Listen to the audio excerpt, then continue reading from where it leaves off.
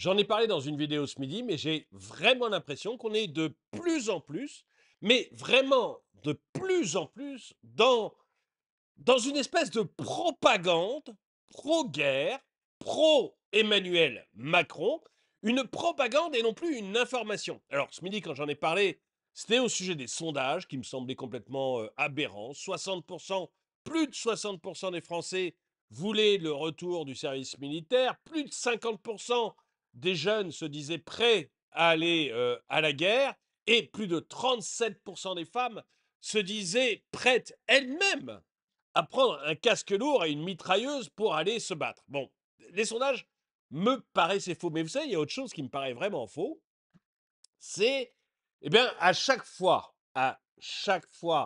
que quelqu'un va contre cette doxa, à chaque fois que quelqu'un va dire l'inverse, va dire qu'il n'est pas prêt à la guerre, tout de suite, on va le discréditer et on va essayer de le faire passer pour un collabo, un pro-russe ou je ne sais quoi. Alors, c'est vrai vraiment pour tout le monde. C'est-à-dire que vous avez des ex-premiers ministres, vous avez des ministres des armées, des anciens ministres des armées, qui ont dit ce que moi je vous dis, c'est-à-dire que ça me semble pas être une réalité, le fait que les chars russes vont débarquer à Paris.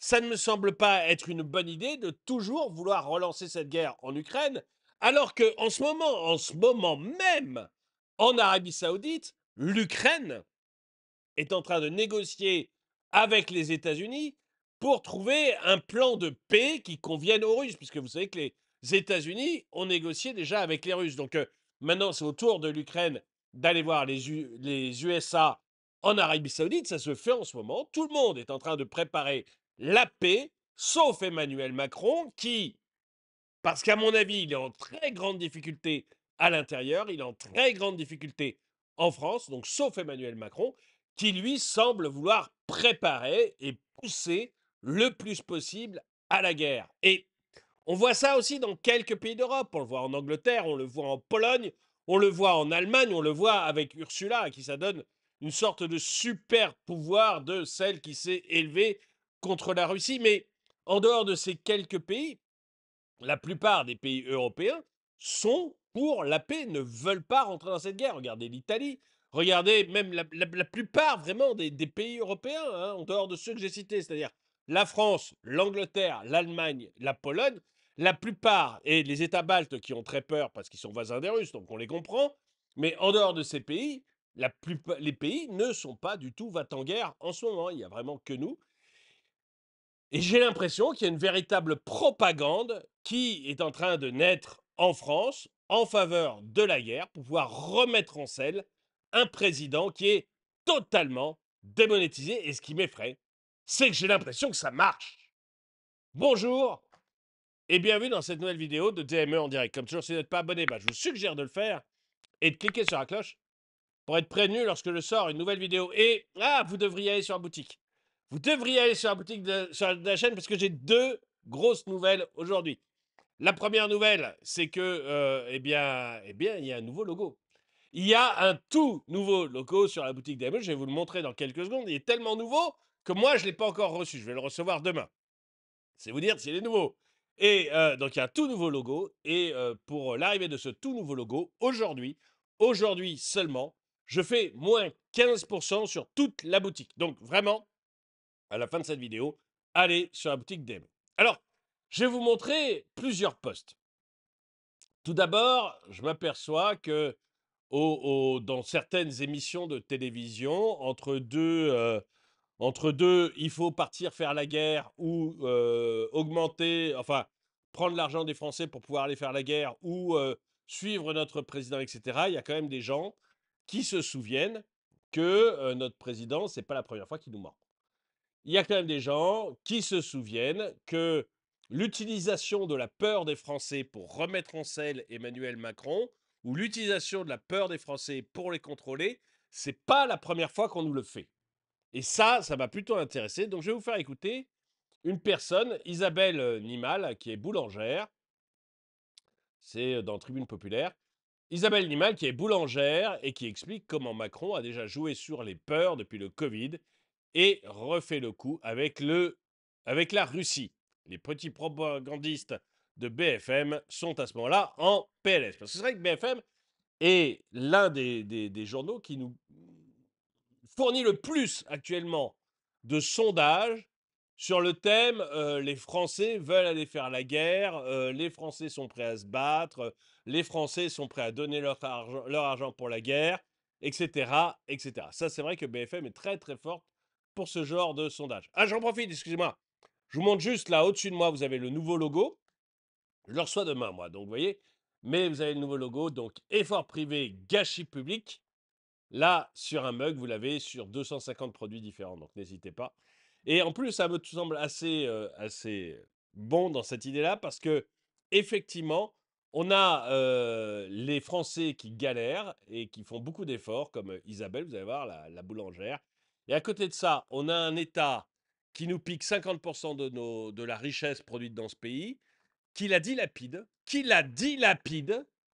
et qui va encore nous réclamer du fric sous forme d'emprunt si on veut, mais l'emprunt se terminera forcément par des impôts, hein, parce qu'il faut le rembourser un jour ou l'autre. Donc, fatalement, pour le rembourser, on viendra vous prendre dans votre poche gauche ce qu'on vous remboursera dans votre poche droite. Il n'y a pas de doute là-dessus. Aucun doute là-dessus. Vous aurez prêté de l'argent à la France, et derrière, on vous prendra des impôts pour rembourser l'argent que vous aurez prêté à la France.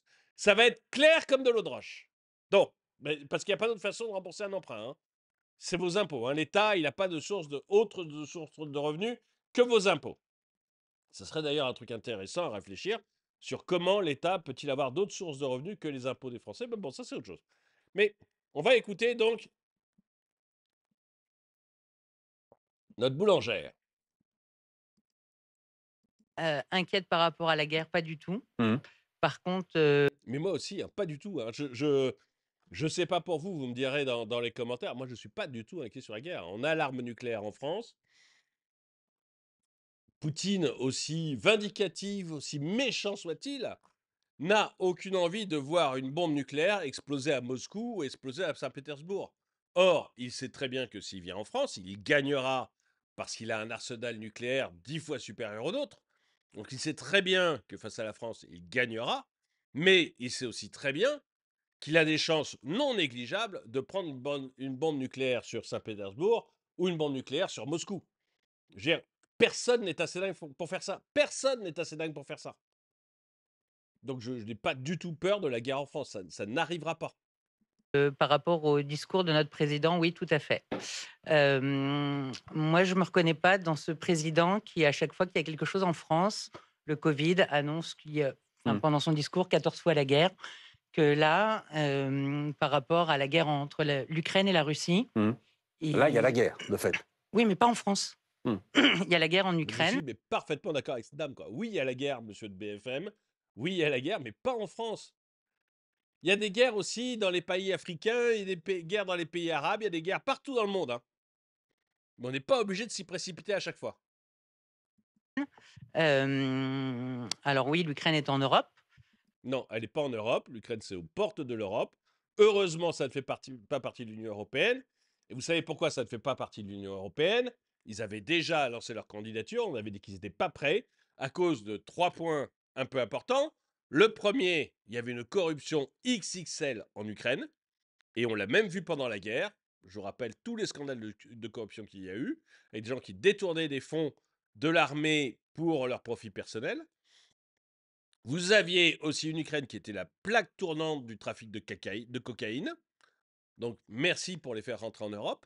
Et la troisième chose, vous aviez aussi la traite en Ukraine. Vous aviez une traite de personnes. Grosso modo, les réseaux pédophiles et les réseaux pour amener des jeunes femmes de l'Est se prostituer en Europe passaient tous par l'Ukraine. Voilà. Pour ces trois raisons, l'Ukraine, et puis une gestion catastrophique, mais en dehors de ça, pour ces trois raisons qui me paraissent majeures, en plus de leur économie qui était catastrophique, pour ces trois raisons qui me paraissent majeures, ils ne font pas partie de l'Europe.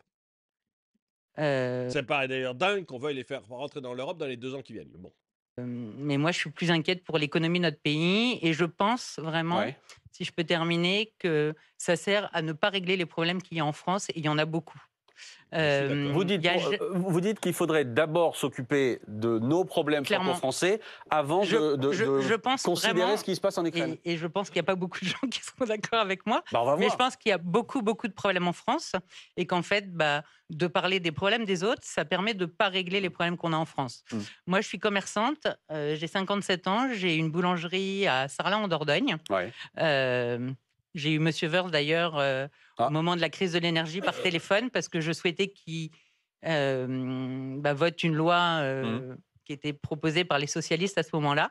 Et en fait, il ne l'a pas fait parce qu'il a voté comme lui avait demandé son parti à ce moment-là. Bon, on va pas... mais au-delà de ça... Vous avez bien fait de venir aussi, Éric Woerth. Voilà. mais c'était... Mais au-delà de ça, si vous voulez, nous, on meurt des problèmes de l'énergie. On meurt du fait que l'Ukraine ait envoyé, ait détruit le gazoduc pour qu'on ait du gaz russe. On meurt de l'indexation du prix de l'électricité sur le gaz. Ouais.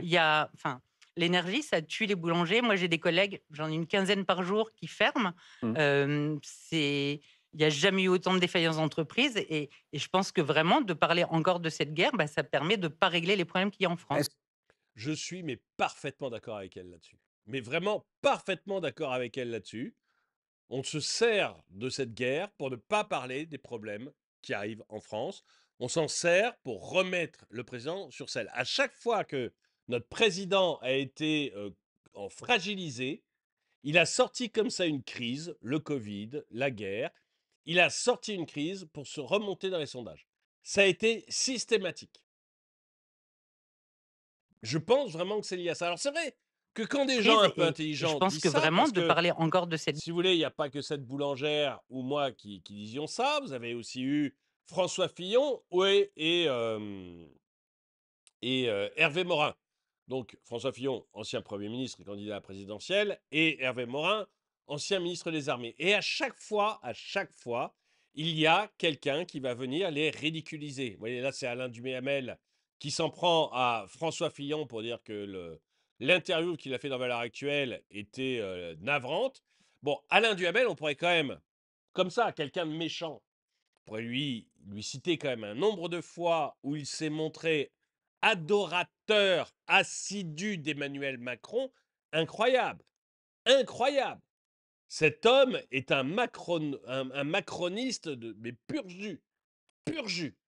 Et on pourrait aussi très gentiment lui citer toutes les erreurs politiques qu'il a faites depuis le début de sa carrière, qui sont quand même pléthore. Pléthore. Je crois même que c'est lui qui avait pronostiqué que François Mitterrand ne serait jamais élu président de la République. C'est vous dire si ses premières erreurs ne datent pas d'hier. Mais bon.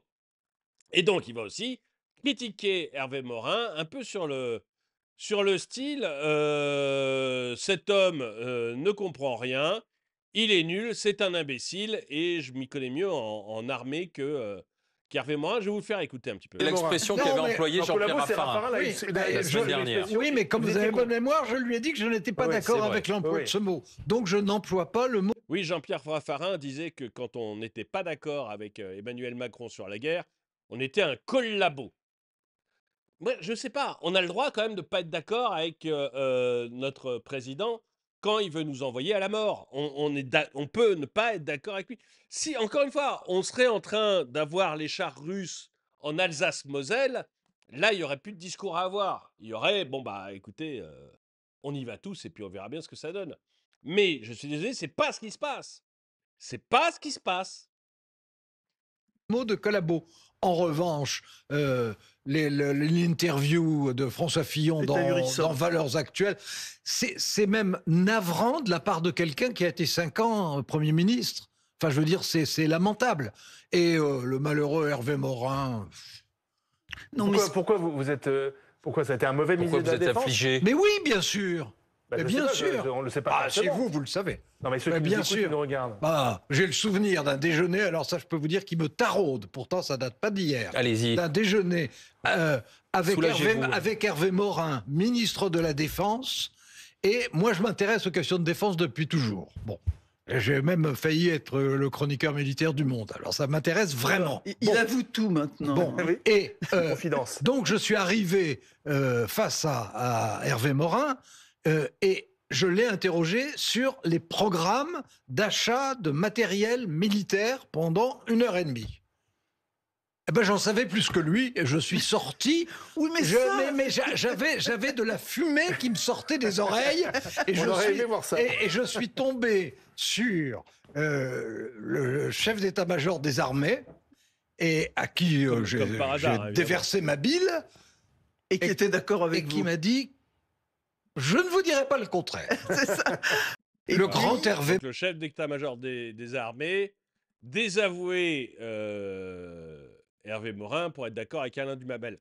Bon, je sais pas, mais Alain Duhamel, pour moi, voilà, c'est quand même un macroniste très, très pur jus et un homme qui s'est trompé tout au long de sa vie dans sa carrière de politique, mais de manière fantastique et illuminante. Donc je ne sais pas. Je ne sais pas, peut-être que vous pouvez le croire et qu'effectivement Hervé Morin était un nul. Je n'en ai aucune idée. Aucune idée. Ce que je constate, c'est que dès qu'il y a une personne qui s'élève contre la doxa, c'est soit un collabo, soit il fait des interviews navrantes pour François Fillon, soit c'est un ministre de la Défense qui n'y connaît absolument rien à la défense. Alors, bon, je veux bien, ça me paraît un peu court quand même comme discours. Un dernier truc que je voulais vous montrer rapidement. Je vais vous le montrer très rapidement, mais ça m'a scandalisé au moment où je l'ai vu. Je voulais vous le montrer. Donc, c'est pas totalement en lien avec le reste, mais un petit peu quand même. C'est toujours à la soirée. Vous avez risque de troisième guerre mondiale. Il y a quelque chose de vrai, nous dit Volodymyr Koguria, qui est un Ukrainien installé en France. Donc, là, on a un Ukrainien installé en France. Bonsoir. Déjà, un grand merci. Qui vient nous faire la leçon. C'est un peu dans l'idée, on est sur une guerre de propagande et pas du tout sur de l'information. Puisque donc, je suis d'origine ukrainienne, un grand merci à toutes les Françaises et tous les Français pour tout le soutien que vous apportez à l'Ukraine depuis déjà 11 ans. Voilà, je vais m'arrêter là. Vous voyez, je n'ai pas besoin de le faire parler longtemps. Il remercie tous les Françaises et les Français pour l'aide qu'ils apportent à l'Ukraine. Regardez, ce monsieur a deux mains.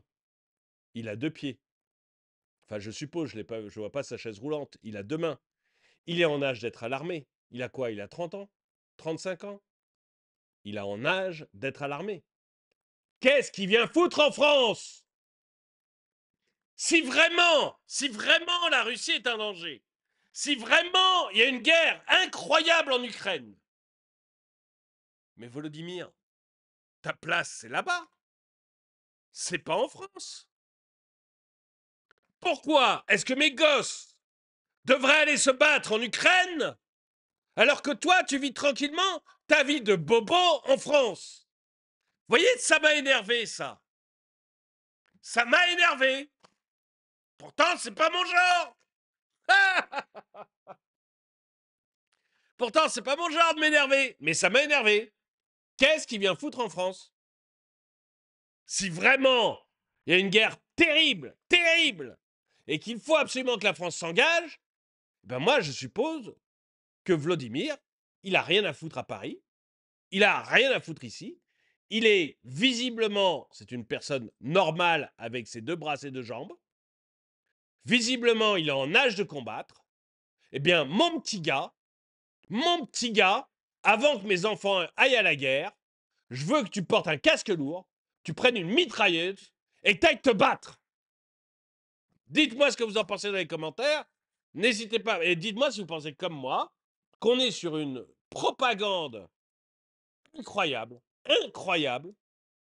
qu'on essaye de museler tous ceux qui sont contre, qui ne sont pas pro-guerre, et qu'on est, oui, ça, sur une propagande. Et puis dites-moi si vous êtes d'accord sur le fait que Vladimir, il a l'air très gentil comme ça, j'ai rien contre lui, mais son boulot, sa place, c'est dans une tranchée avec un casque lourd, qu'il y aille avant que mes enfants y aillent. Et puis, s'il préfère rester à Paris, etc., venir habiter chez nous, très bien, mais qu'il ne nous demande pas d'aller faire la guerre à sa place. Je suis basique, hein. Je suis basique. Mais avant qu'un Français se fasse tuer là-bas, je veux que Volodymyr y aille. Ou alors, il dit rien, il ferme sa bouche et il vit tranquillement en France, parce que j'accepte aussi que les gens n'aient pas envie de se faire trouer la peau. Dites-moi ce que vous en pensez dans les commentaires. N'oubliez pas la boutique. Nouveau logo, hein, regardez le mug au-dessus. Il y a 250 produits avec ce logo-là. Donc vous allez certainement trouver votre bonheur. Il n'y a pas de problème. Dans la boutique, moins 15% aujourd'hui. Donc foncez, n'hésitez pas. Merci d'avoir regardé. Mettez un pouce vers le haut, commentez, partagez. Et moi, je vous dis à très bientôt.